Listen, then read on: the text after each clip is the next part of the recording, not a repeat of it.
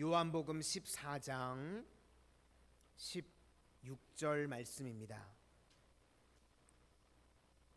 요한복음 14장 16절 말씀. 요한복음 14장 16절 말씀을 우리 한 목소리로 읽도록 하겠습니다. 시작.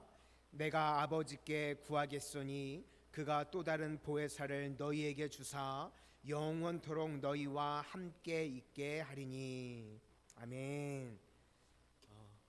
오늘까지 이제 새가족 교육, 이제 4차 교육에 해당되는 말씀을 이렇게 우리 자료로 남기고 또 우리 성도님들에게 말씀을 전할 텐데요. 우리가 신앙생활 할 때요, 기본으로 돌아가서 가장 기초가 되는 거, 흔들리지 않는 거, 이게 중요하다고 생각을 합니다. 그래서 우리가 짧은 시간이고 우리가 새가족 교육에 대한 말씀을 증거를 하긴 하지만, 이것을 통해서 다시금 기본으로 돌아가고 기초로 돌아가서 기본이 흔들리지 않는, 기초가 흔들리지 않는 우리 모든 성도님들이 되실 수 있기를 소망합니다. 오늘은요, 우리를 인도하시는 성령님, 그리고 하나님의 말씀 성경이라는 제목으로 하나님의 말씀을 증거하도록 하겠습니다. 먼저 우리를 인도하시는 성령님입니다. 예수님께서 부활 승천하시면서 우리에게 보내주시겠다고 약속하신 분이 계십니다. 그분이 누구냐면 성령님입니다. 성령님은 다른 말로 보혜사라고 합니다. 이 뜻은 곁에서 도우시고 보호하시는 분이라는 뜻이 있습니다. 그래서 우리 성령님은 우리를 보호하시고 우리를 도우시는 분이라는 것입니다. 요한복음 14장 16절 말씀에 내가 아버지께 구하겠으니 그가 또 다른 보혜사를 너희에게 주사 영원토록 너희와 함께 있게 하리니. 이렇게 성령님께서 우리와 함께 하셔서 우리에게 예수님을 믿을 수 있도록, 예수님을 나의 구원자로 고백할 수 있도록 믿음도 주시고, 또 이 땅을 살아가는 동안 하나님의 택한 백성들을 보호해 주시고 하나님의 자녀로 살아갈 수 있도록 인도해 주신다는 말씀입니다. 에베소서 5장 18절 말씀에 술 취하지 말라, 이는 방탕한 것이니 오직 성령으로 충만함을 받으라. 우리가 술 취한 사람을 보면요, 소시적에 술 좀 취해 보셨나요? 회심의 미소를 지으시는 분도 계시는 것 같은데, 술 취한 분들을 보죠. 그러면요, 술의 지배를 받습니다. 그렇죠? 말할 때도요, 혀가 막 이렇게 꼬이기도 하고요. 그렇죠? 혀가 꼬이기도 하고, 또 어떤 분들은 보면요, 멀쩡한 전봇대랑 진솔한 대화를 나누시는 분도 계세요. 그죠? 그리고 또 좀 더 나가시면 동네 개마냥 전봇대 붙잡고 막 노상방뇨를 하는 사람도 있고. 왜 그렇죠? 아마 제정신으로는 그러지 않으실 텐데, 그렇죠? 술의 지배를 받기 때문에 그렇게 되는 겁니다. 그렇죠? 마찬가지로 술의 지배를 받으면 이렇게 방탕한 지배를 받게 되는데, 성령의 충만함을 받으라고 말씀하셨습니다. 우리가 성령의 충만함, 성령님의 인도하심을 받게 되면 죄에서 멀어지게 됩니다.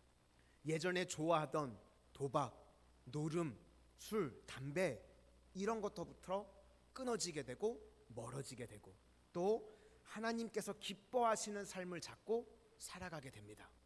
내가 예전에는 이렇지 않았는데 성령의 충만함을 받으면 하나님께서 기뻐하시는 삶을 살기 원하게 된다는 것입니다.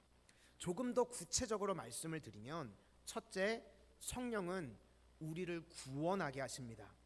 고린도전서 12장 3절 말씀에 그러므로 내가 너희에게 알리노니 하나님의 영으로 말하는 자는 누구든지 예수를 저주할 자라 하지 아니하고, 또 성령으로 아니하고는 누구든지 예수를 주시라 할 수 없느니라. 그러니까 성령님이 우리 안에 들어오셔야지만 우리가 예수님이 나의 구원자가 되십니다 라고 고백할 수 있다는 것입니다. 예수님께서 내 안에 계시면 예수님을 나의 구원자로 영접하게 되는 것입니다. 그러니까 내 의미로 내가 믿고 싶다고 믿고 안 믿고 싶다고 안 믿어지는 것이 아니라, 내가 예수님을 구원자로 영접할 수 있는 것, 성령님께서 하시는 일이라는 것입니다. 둘째, 성령은 우리를 회개하게 하고 회개하게 하고 성별시켜 주십니다. 데살로니가 후서 2장 13절 말씀에 주께서 사랑하시는 형제들아 우리가 항상 너희에 관하여 마땅히 하나님께 감사할 것은 하나님이 처음부터 너희를 택하사 성령의 거룩하게 하심과 진리를 믿음으로 구원을 받게 하심이니. 이렇게 성령님께서는 우리를 죄에서 구원해 주실 뿐만 아니라 하나님의 뜻대로 살아갈 수 있도록 우리를 성화의 길로 인도해 주신다는 것입니다. 성령님께서 우리 안에 오시면 세상의 죄악들이 멀어지게 되고 날이 갈수록 예수님을 닮아가는 성화의 삶을 살아가게 된다는 것입니다. 셋째, 성령님이 하시는 일은 하나님의 일을 하게 하신다는 겁니다. 사도행전 1장 8절 말씀에 오직 성령이 너희에게 임하시면 너희가 권능을 받고 예루살렘과 온 유대와 사마리아와 땅끝까지 이르러 내 증인이 되리라 하시니라. 우리가 성령의 충만함을 받게 되면 교회에서 봉사하는 일이 기뻐지게 됩니다. 그리고 영혼을 구원하고 영혼을 전도하는 일에 우리가 쓰임받게 된다는 것입니다.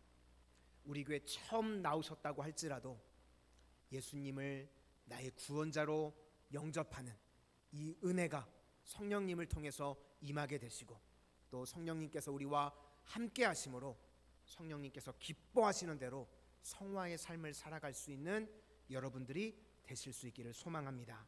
두 번째는 하나님의 말씀 성경입니다. 성경은요 약 1500년에 걸쳐서 완성되어졌습니다. 그리고 이 40명의 손에 의해서 기록되어졌습니다.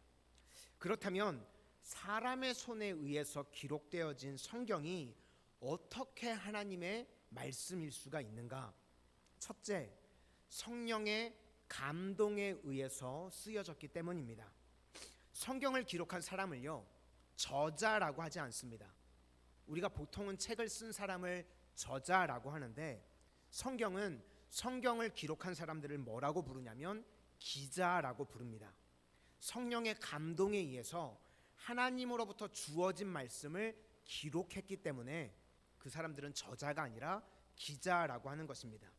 베드로후서 1장 20절과 21절 말씀에 먼저 알 것은 성경의 모든 예언은 사사로이 풀 것이 아니니 예언은 언제든지 사람의 뜻으로 낸 것이 아니요 오직 성령의 감동하심을 받은 사람들이 하나님께 받아 말한 것임이라.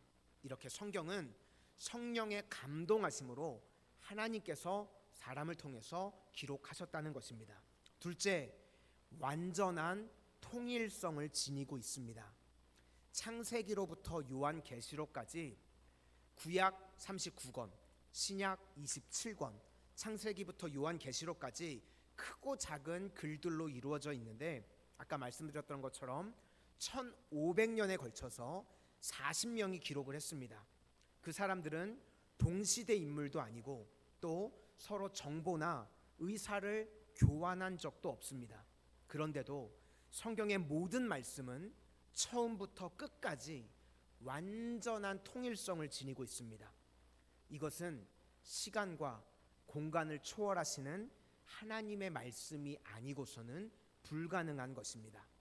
에베소서 4장 5절과 6절 말씀에 주도 한 분이시오 믿음도 하나요 세례도 하나요 하나님도 한 분이시니 곧 만유의 아버지시라. 만유 위에 계시고 만유를 통일하시고 만유 가운데 계시도다. 셋째, 시간과 공간을 초월해서 모두에게 주시는 말씀입니다. 성경은요 1차적으로는 당시를 살던 사람들에게 주어진 하나님의 말씀입니다. 그뿐만 아니라 거기에 국한되지 않고 오늘을 살아가는 우리에게도 주시는 하나님의 말씀이라는 것입니다. 마가복음 13장 37절 말씀에 깨어 있으라 내가 너희에게 하는 이 말은 모든 사람에게 하는 말이니라 하시니라. 이렇게 성경은 시대와 공간을 초월해서 우리 모두에게 주시는 하나님의 말씀인 줄로 믿습니다. 그러면 하나님의 말씀인 이 성경은 어떠한 능력이 있는가? 첫째, 부르시는 능력이 있습니다. 마태복음 4장을 보면 주님께서 제자들을 부르시는데 동시에 4명의 제자들을 부르십니다. 주님께서 제자들을 부르실 때 돈을 주신다고 하시지 않았습니다. 지위를 주신다고 약속하시지도 않으셨습니다. 그냥 주님께서 제자들을 부르셨습니다. 그런데도 제자들은 예수님의 말씀에 순종해서 예수님을 따르게 됩니다. 왜 그런가 하면 주님의 말씀 가운데 부르심의 능력이 있기 때문입니다. 오늘 우리 교회에 처음 나왔다고 할지라도 이제 앞으로 하나님의 말씀을 통해서 하나님께서 날마다 예배의 자리로 불러주시는 은혜가 임하게 되기를 소망합니다. 둘째는 치유하시는 능력이 있습니다. 마가복음 1장 40절에서 42절 말씀에 한 나병 환자가 예수께 와서 꿇어 엎드려 간구하여 이르되 원하시면 저를 깨끗하게 하실 수 있나이다. 예수께서 불쌍히 여기사 손을 내밀어 그에게 대시며 이르시되 내가 원하노니 깨끗함을 받으라 하시니 곧 나병이 그에게서 떠나가고 깨끗하여 진지라. 예수님께서 나병 환자에게 깨끗함을 받으라 라고 말씀하시는 순간 그가 깨끗함을 받았다고 기록하고 있습니다. 이렇게 예수님의 말씀에는요 치유의 능력이 있다는 것입니다. 이처럼 하나님의 말씀이 선포될 때에는 치유하시는 능력이 치유의 역사가 나타나게 되는 것입니다. 오늘날도 많은 사람들이 하나님의 말씀을 통해서요 치유함을 얻는 것을 우리가 보게 됩니다. 예수님께서도 사역을 하실 때 3분의 2가 넘는 사역을 치유의 사역에 매진하셨습니다. 그리고 하나님께서도 출애굽기에 하나님의 말씀을 하나님의 이름을 소개하실 때 나는 너희를 치료하는 여호와임이니라. 여호와 라파 치료하시는 하나님이라고 말씀하셨습니다. 우리 마산 성은교회 하나님의 말씀을 들을 때마다 치유의 능력을 경험하시는 모든 성도님들이 되시기를 소망합니다. 셋째, 변화시키는 능력이 있습니다. 누가복음 19장 5절 말씀을 보면 삭개오라고 하는 불의한 세리장이 나옵니다. 그의 재산은 모두 불의한 방법으로 치부한 것입니다. 그런데 그가 주님을 만나자마자 변화가 됐습니다. 말씀이 그를 변화시켰다는 것입니다. 세상에서 제일 변화되기 힘든 것이 사람이라고 합니다. 다른 어떤 것으로도 변화되지 않는다고 합니다. 그런데 우리 하나님의 말씀은요 사람을 변화시키는 능력이 있다는 것입니다. 정말 하나님의 말씀을 우리가 인격적으로 만나게 되면 우리 모두가 변화되게 되는 줄로 믿습니다. 간혹 그런 분들이 계시죠. 교회 다니시는 분들을 보면서 나쁜 분들 보면서 아유 예수님 믿는데 저러냐고 사람이. 제가 지난번에도 말씀을 드렸는데 예수님 믿었으니까 그 정도예요. 예수님 안 믿었으면 길에서 그 사람 만났으면 죽었습니다. 저도요 예수님 믿었으니까 이 정도예요. 여러분 저 예수님 안 믿었을 때 만났으면 볼만 하셨을 겁니다. 아주 예수님을 만나게 되면 말씀을 만나게 되면 누구든지 다 변화되게 되는 줄로 믿습니다. 넷째, 사탄을 물리치는 능력이 있습니다. 마태복음 4장 10절에서 11절 말씀에 이에 예수께서 말씀하시되 사탄아 물러가라 기록되었으되 주 너의 하나님께 경배하고 다만 그를 섬기라 하였습니다. 이에 마귀는 예수를 떠나고 천사들이 나와서 수종드니라. 예수님의 말씀의 능력 가운데 사탄이 쫓겨났다고 말하고 있습니다. 사탄은 언제나 예수님의 말씀의 능력을 이기지 못합니다. 베드로전서 5장 8절을 보시면 마귀가 우는 사자와 같이 두루 삼킬 자를 찾고 있다고 이야기를 합니다. 그런데 우리가 마귀를 이길 수 있는 대적할 수 있는 유일한 방법은 믿음 위에 굳게 서는 것입니다. 믿음 위에 굳게 선다는 것은 두말할 것도 없이 말씀 위에 굳게 서는 것입니다. 우리가 하나님의 말씀 위에 서게 되면 마귀가 우리를 넘어뜨릴 수 없습니다. 그리고 말씀 위에 굳게 서게 되면 모든 사탄 마귀의 괴계로부터 우리가 승리하게 되는 줄로 믿습니다. 마지막으로 말씀에는 창조의 능력이 있습니다. 주님의 말씀은요, 창조의 능력입니다. 만물이 다 그의 말씀으로 만들어지게 되었습니다. 우리에게 아무것도 없을지라도 주님께서는 우리에게 모든 것을 주실 수 있는 능력이 있습니다. 왜냐하면 말씀의 능력이 있기 때문에. 주님의 말씀은요, 죽은 자를 살리시고 없는 것을 있는 것으로 부르시는 말씀의 능력이 있는 주님이신 줄로 믿습니다. 오늘 새가족 교육을 통해서 혹 우리 교회 처음 나오셨을지라도 앞으로 신앙생활 잘하셔서 성령의 인도하심을 받으셔서 날마다 하나님의 거룩한 백성들로 성화되어져 가실 수 있기를 바라고, 또 예배를 통해서 살아계신 하나님의 말씀의 능력을 체험하는 귀한 성도님들이 되시기를 주님의 이름으로 축원을 드립니다. 다시 한번 찬양하겠습니다. 그렇게 살아가리.